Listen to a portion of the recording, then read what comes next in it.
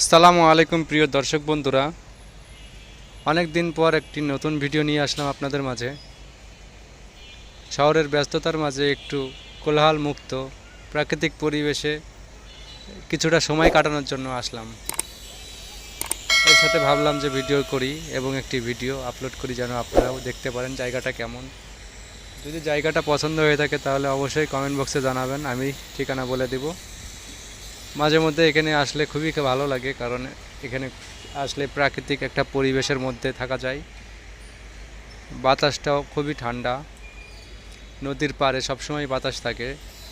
আমি এখন আছি সন্ধ্যার সময়, মানে মাগরিবের আজানের কিছুক্ষণ আগেই এখান থেকে ভিডিওটা করা,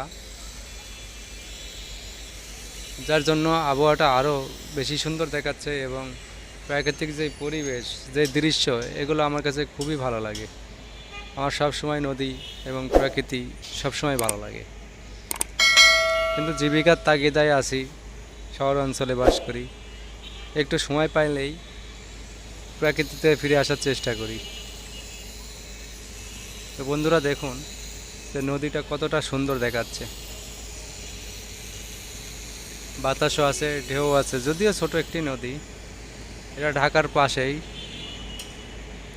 এটা তুরাগ নদী। আপনারা সবাই হয়তো বা নাম শুনেছেন তুরাগ নদীর। এটা তুরাগ নদী, ছোট একটি নদী, তারপরেও নদী তো নদী। তো বন্ধুরা, ভিডিওটি যদি আপনাদের ভালো লেগে থাকে তো অবশ্যই কমেন্ট বক্সে জানাবেন। আমার এই চ্যানেলটিকে লাইক, কমেন্ট, সাবস্ক্রাইব করবেন এবং যত সম্ভব শেয়ার করার চেষ্টা করবেন, কারণ আমার এই ভিডিওটি যেন অন্যরাও দেখে উপকৃত হয়। এবং আপনাদের কাছে অনুরোধ, আপনারাও সময় পেলেই একটু প্রকৃতির পাশে চলে আসার চেষ্টা করবেন। দেখবেন মনে অনেক শান্তি লাগবে, অনেক ভালো লাগবে। আধা ঘন্টা, 1 ঘন্টা, যতটুকু সময় পারেন একটু নিরিবিলি পরিবেশে থাকার চেষ্টা করবেন, একটু সময় কাটানোর চেষ্টা করবেন। দেখবেন জীবনের যে ব্যস্ততম সময় সেটি অনেকটা ম্লান হয়ে গেছে।